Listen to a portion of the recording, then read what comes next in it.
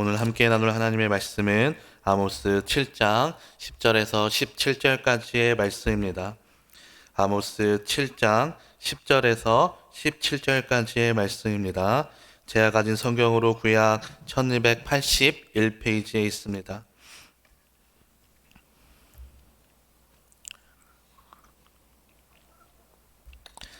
다 찾으신 줄로 믿고 한 절씩 교독하겠습니다. 때에 베델의 제사장 아마샤가 이스라엘의 왕 여로보암에게 보내어 이르되 이스라엘 족속 중에 아모스가 왕을 모반하나니 그 모든 말을 이 땅이 견딜 수 없나이다. 아모스가 말하기를 여로보암은 칼에 죽겠고 이스라엘은 반드시 사로잡혀 그 땅에서 떠나겠다 하나이다. 아마샤가 또 아모스에게 이르되 선견자야, 너는 유다 땅으로 도망하여 가서 거기에서나 떡을 먹으며 거기에서나 예언하고 다시는 베델에서 예언하지 말라. 이는 왕의 성소요 나라의 궁궐임이니라. 아모스가 아마샤에게 대답하여 이르되 나는 선지자가 아니며 선지자의 아들도 아니라 나는 목자요 뽕나무를 재배하는 자로서 양떼를 따를 때 여호와께서 나를 데려다가 여호와께서 내게 이르시기를 가서 내 백성 이스라엘에게 예언하라 하셨나니 이제 너는 여호와의 말씀을 들을지니라. 내가 이르기를 이스라엘에 대하여 예언하지 말며 이삭의 집을 향하여 경고하지 말라 함으로 함께 읽겠습니다. 여호와께서 이와 같이 말씀하시기를 내 아내는 성읍 가운데서 장녀가 될 것이요 내 자녀들은 칼에 엎드러지며 내 땅은 측량하여 나누어질 것이며 너는 더러운 땅에서 죽을 것이요 이스라엘은 반드시 사로잡혀 그의 땅에서 떠나리라 하셨느니라. 아멘. 오늘 새벽에도 변함없이 주님을 예배하러 나오신 여러분을 환영하고 축복합니다. 우리의 간구 가운데 오늘 또 응답하실 하나님의 은혜를 소망하며 함께 말씀을 나누기를 소망합니다. 어제 본문에서는 하나님께서 아모스에게 세 가지의 환상을 보여주셨습니다. 그리고 그 세 가지의 환상 중에서 두 가지의 환상, 첫 번째인 메뚜기 재앙과 두 번째 불의 재앙은 이스라엘 백성들을 향한 아모스의 기도로 인하여서 하나님께서 그 뜻을 돌이키셨습니다. 그러나 세 번째 다림줄 환상에는 아모스의 기도도 없었고 그로 인하여서 하나님의 뜻을 돌이키심도 없었습니다. 그리고 세 번째 재앙과 네 번째 재앙 사이에 한 가지의 사건이 발생합니다. 오늘 본문에 한 인물이 등장하는데 그의 이름은 아마샤입니다. 그는 지금 아모스가 심판의 메시지를 선포하고 있는 이 베델의 지역을 담당하고 있는 제사장입니다. 그런 그가 아모스의 심판 메시지를 듣고 나서 그 메시지에 대해서 정면으로 반박하며 반기를 드는 모습이 오늘 우리가 함께 읽은 사건의 내용입니다. 그런데 아마샤가 아모스의 심판의 메시지에 반대하는 이러한 의견은 단순히 아마샤의 개인적인 의견으로 인해서 그 심판의 메시지를 나 개인이 듣기에 너무 거북해서 반기를 드는 것이 아니라 아마샤는 제사장이므로 그 당시 베델을 다스리던 수많은 종교 지도자 중에 한 명이었습니다. 그리고 아마샤의 이 심판의 메시지에 대한 거부는 그 당시 베델을 다스리던 모든 종교 지도자의 말을 대변하는 것으로 보아도 무방합니다. 그런데 그런 종교 지도자들이 하나님께서 심판의 말씀을 선포하시고 아모스의 심판의 메시지가 계속해서 선포되어질 때에 그 메시지를 듣고 나서도 하나님 앞에 나와서 회개하거나 하나님 앞에 나와서 그 뜻을 묻는 것이 아니라 선지자의 말인 아모스의 말에 정면으로 반박하는 모습은 그 당시 이스라엘 백성들 그리고 이스라엘 백성들을 이끌어가는 종교 지도자들이 얼마나 타락했는지 그들이 얼마나 하나님으로부터 멀리 멀어져 있었는지를 보여지는 척도가 되고 있습니다. 오늘 본문 처음에 아마샤는 이스라엘의 왕 여로보암에게 아모스에 대한 고발로 그 본문을 시작하고 있습니다. 오늘 본문 10절과 11절 말씀을 함께 읽어보도록 하겠습니다. 시작. 때에 베델의 제사장 아마샤가 이스라엘의 왕 여로보암에게 보내어 이르되 이스라엘 족속 중에 아모스가 왕을 모반하나니 그 모든 말을 이 땅이 견딜 수 없나이다. 아모스가 말하기를 여로보암은 칼에 죽겠고 이스라엘은 반드시 사로잡혀 그 땅에서 떠나겠나 하나이다. 아멘. 이 심판의 메시지에 이 아마샤가 보인 행동은 아마샤가 얼마나 타락한 종교 지도자였는지, 아마샤가 얼마나 하나님으로부터 멀리 떨어져서 자기의 유익함만을 위하며 사는 지도자였는지를 보여줍니다.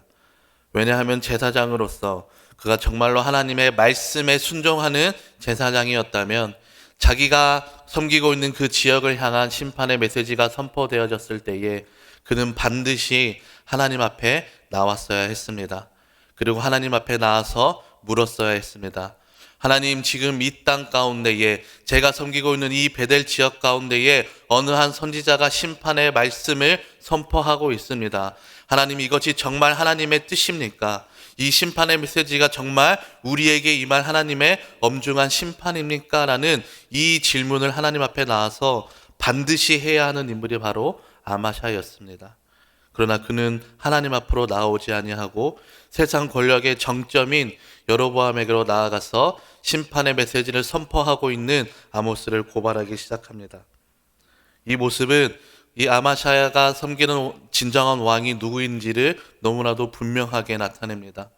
그가 비록 여호와의 제사장으로서 사역하고는 있지만 그의 마음 가운데에 그를 다스리는 진정한 왕은 여호와 하나님이 아니라 세상의 왕 여로보암이었던 것입니다.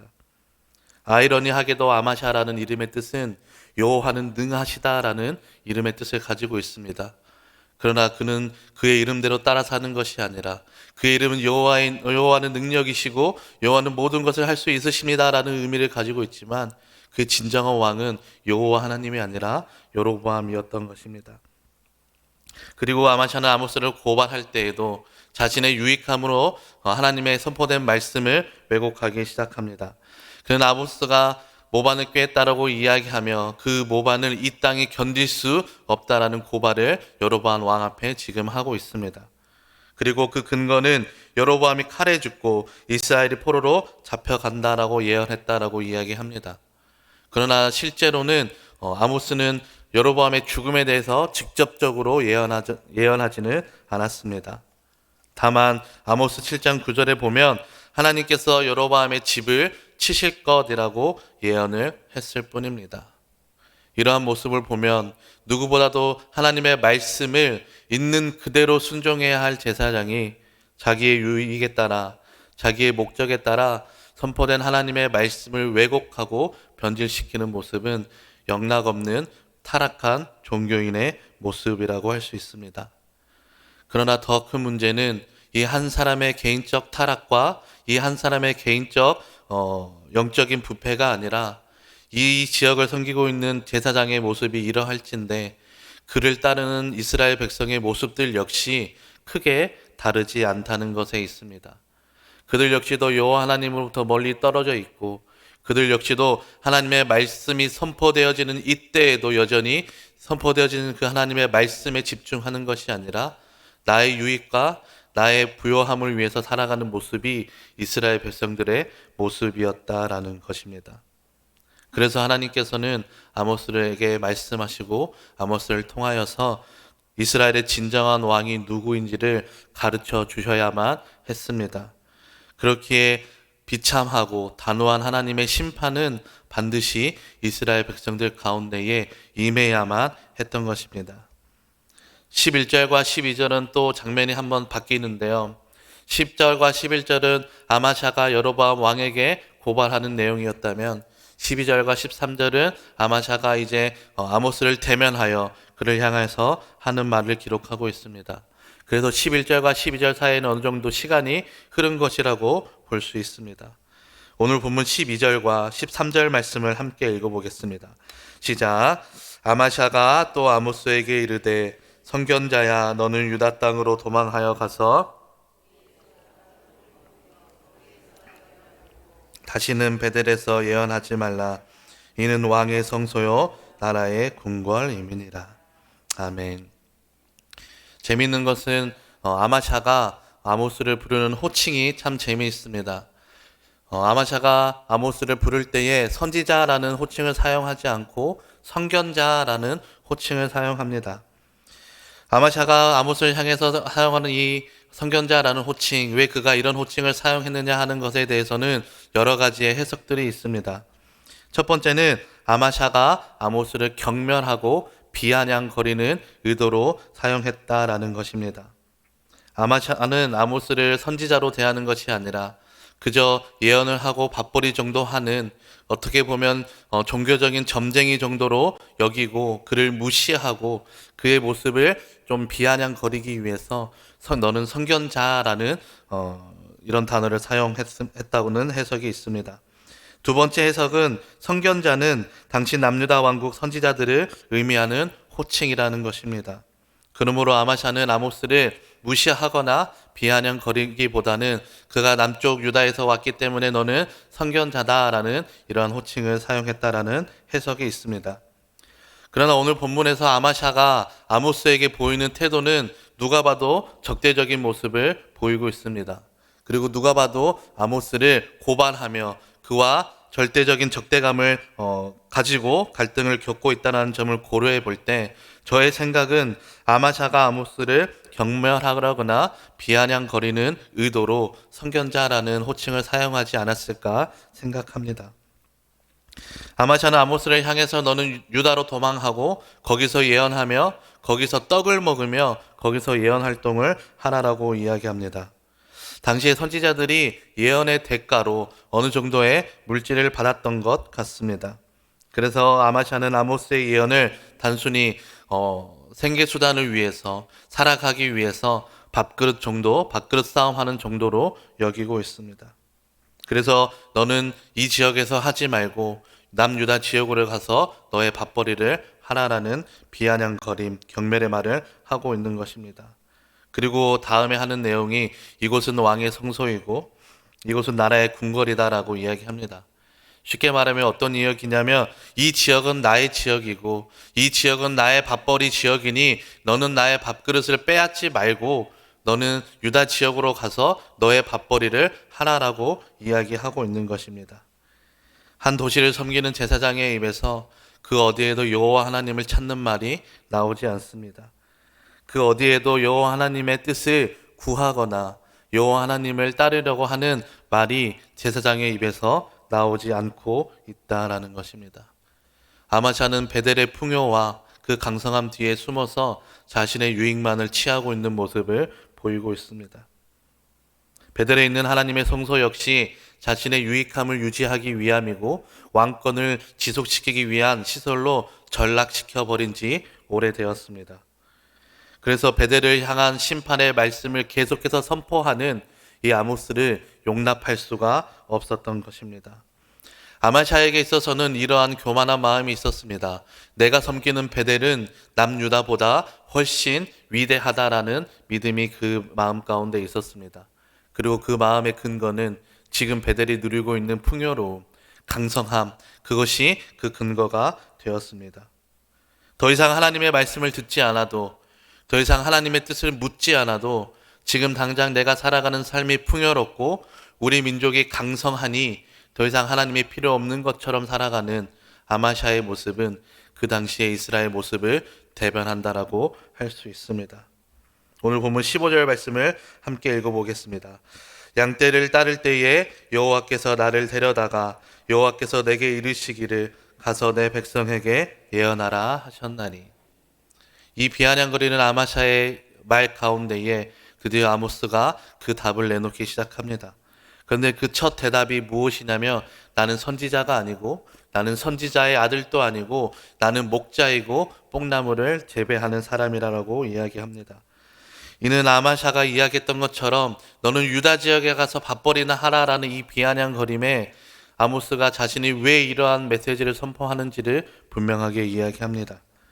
자신은 목자이고 뽕나무를 재배하는 자이기에 밥벌이를 할 필요가 없다는 것입니다. 그리고 나는 처음부터 선지자가 아니었고 나에게 하나님의 말씀이 임하셔서 하나님께서 주신 그 말씀을 나는 선포하는 역할을 하고 있는 것뿐이라는 것을 명확하게 이야기합니다. 그래서 아마샤를 향해서도 경고하고 있습니다.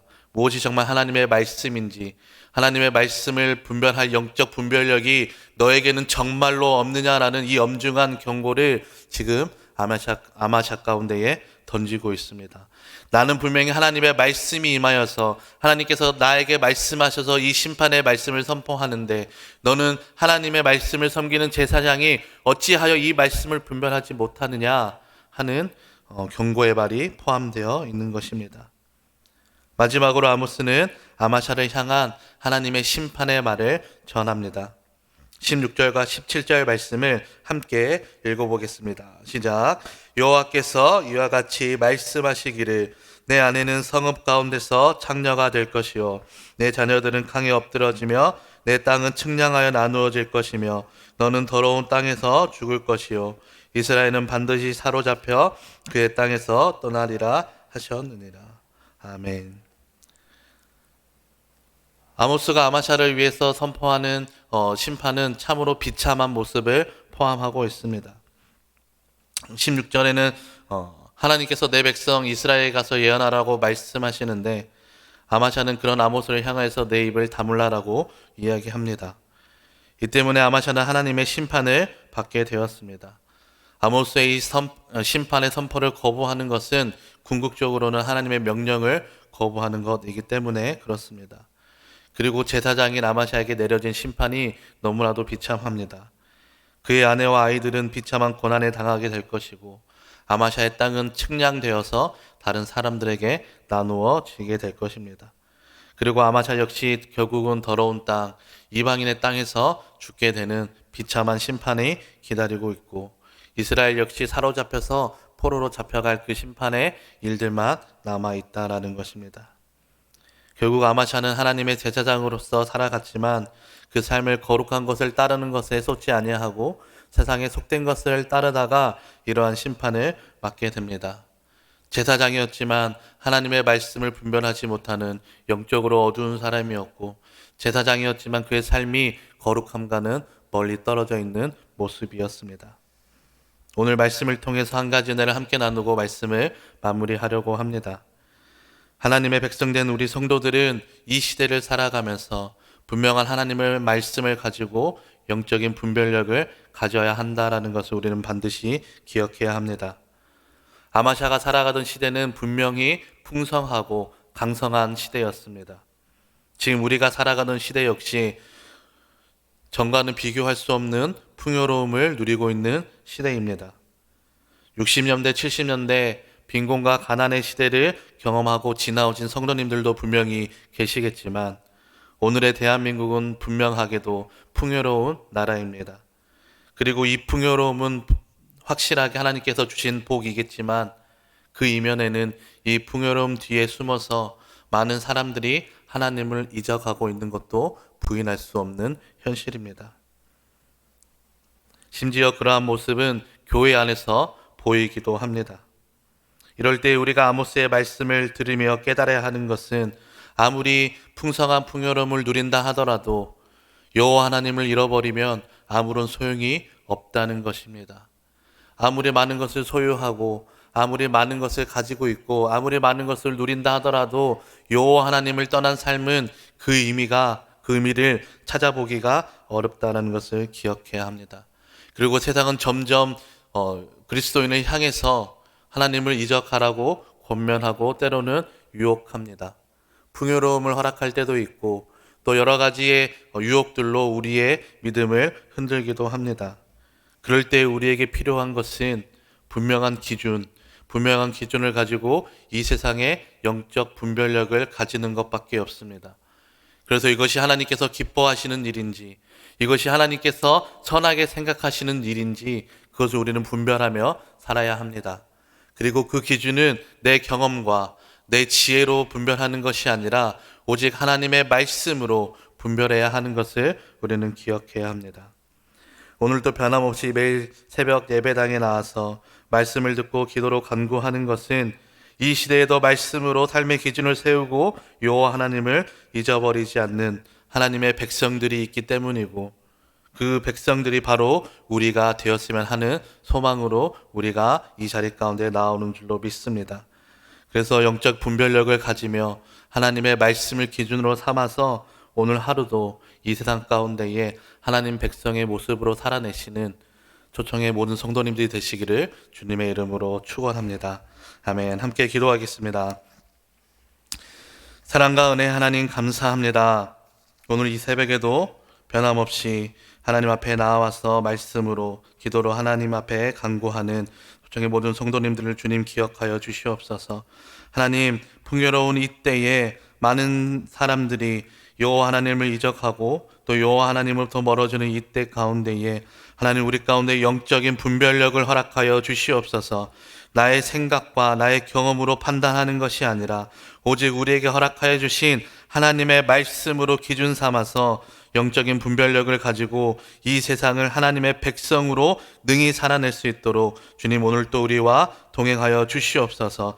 그래서 우리가 믿음으로 오늘 하루의 삶을 살아내었을 때에 나의 힘으로 살아내었노라고 고백하지 아니하고 오직 하나님께서 나와 함께 하심으로 오늘도 내가 믿음으로 승리했노라고 고백하는 모든 성도님들이 될 수 있도록 주님 인도하여 주시옵소서. 하루를 시작하는 시간 하나님께 드림으로 시작하였사오니 오늘 하루 모든 일들이 하나님의 은혜 가운데에 흘러가는 하루가 될 수 있도록 우리와 동행하여 주시옵소서. 감사합니다. 이 모든 것 우리를 구원하신 예수님의 이름으로 기도드립니다. 아멘.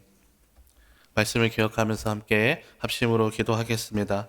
이 시대를 살아가면서 많은 것들이 우리의 눈을 가리고 우리의 영적인 분별력을 흐리려고 하는 이때에 우리에게 주신 하나님의 말씀을 기준으로 삼아서 영적인 분별력으로 이 시대를 살아갈 수 있도록 기도하시고 또 나 개인이 그러한 영적인 분별력을 가지고 또 우리의 가족과 교회와 나라와 민족이 하나님 앞에 범죄하지 아니하고 그러한 분별력을 가질 수 있는 그러한 하루가 될 수 있도록 기도해 주시고 가지고 오신 기도 제목을 위해서 주님 이름 한번 간절히 함께 부르고 합심으로 기도하겠습니다.